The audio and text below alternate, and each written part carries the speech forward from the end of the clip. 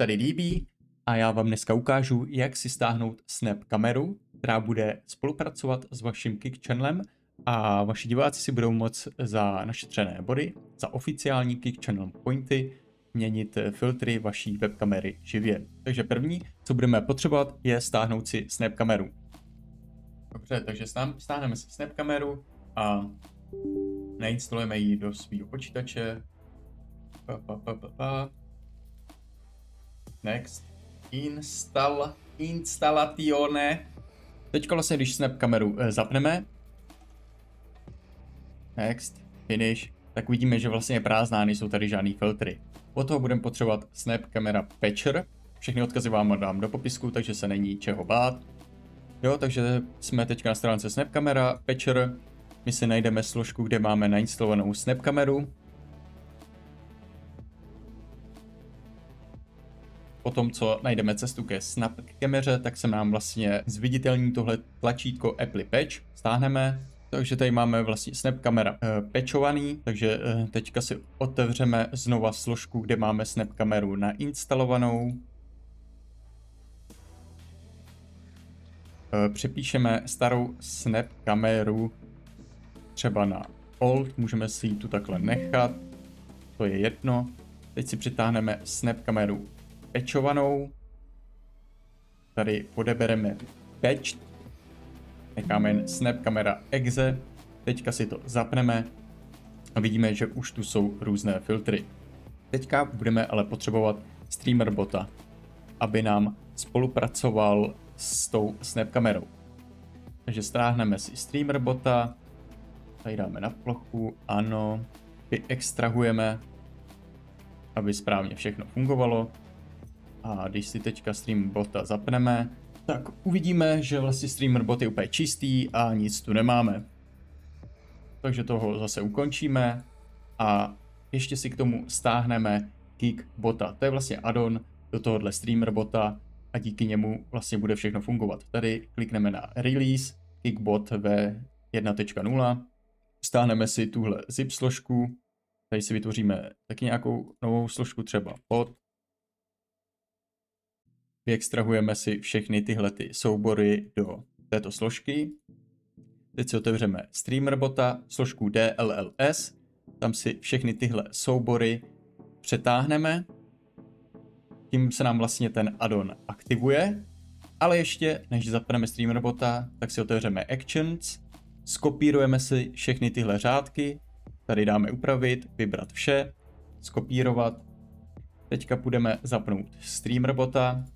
Poté, co se nám streamer bot zapne, tak dáme import, vložíme sem všechny řádky, dáme opět import a teďka v actionu uvidíme Kik bot. Na to klikneme a máme tu execute code, na to klikneme dvakrát a dáme save and compile. Poté nám vyskočí tohle pop-out okýnko, kde se můžeme připojit Kik channelu. Takže se přihlásíme, že jo, normálně, bez problémů. Teďka nám vyskočí, že jsme se úspěšně připojili ke svému channelu. A tady začíná vlastně všechna sranda. Takže teďka se vrátíme zpátky na svůj Kik channel do sekce Community. Dáme Channel Points a vytvoříme si odměnu. Jo? Dáme třeba pláč, tady kamera, filtr, cenu. Dáme vytvořit odměnu. Já už je mám tady vytvořený, takže tady aktivuju pár, abyste to viděli. Tímto pro nás končí zatím na Kiku. Co teďka uděláme? Vytvoříme si tady action, takže dáme třeba pláč, grupu, nemusíte vyplňovat, ale můžeme třeba Kik odměna, to je, aby se vám to rozstřídilo. Tady dáme, klikneme pravým, dáme custom, Kik, rewards, vybereme pláč, dáme subakci, tady dáme core, systém, keyboard press, tady dáme zkrátku třeba Ctrl+Alt+1, tady dáme delay 10 000 milisekund, což je 10 sekund a dáme znova core, systém, keyboard press, Ctrl+Alt+1 a teďka vám vysvětlím, co vlastně tyto subakce dělají. Takže první akce je, že se nám pomocí Ctrl+Alt+1 aktivuje ten filtr. potom budeme mít delay 10 sekund a potom se to znova aktivuje, tím se ale ten filtr vypne. Následně vám ukážu, jak to vypadá v praxi. V praxi to vypadá tak, že si tady najdeme nějaký filtr. To je třeba kraj. A yes, tohle je ten filtr, který chceme. Když si ho aktivujeme, tak vlastně vidíme, co dělá.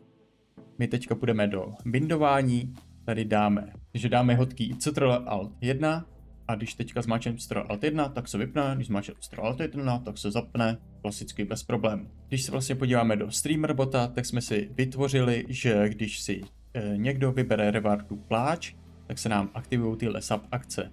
Což znamená, že já teďka, když půjdu na svůj Kick Channel, dám tady odměny a vyberu si pláč, tak se mi aktivuje Snap Camera Filter a po 10 sekundách se mi vypne. Počítat to asi nebudu, ale vidíte, že to funguje. A takhle si můžete nastavit vlastně každou odměnu zvlášť. Takže si sem nastavíte více odměn. Poté, co si je nastavíte, tak musíte ale streamer bota vyresetovat.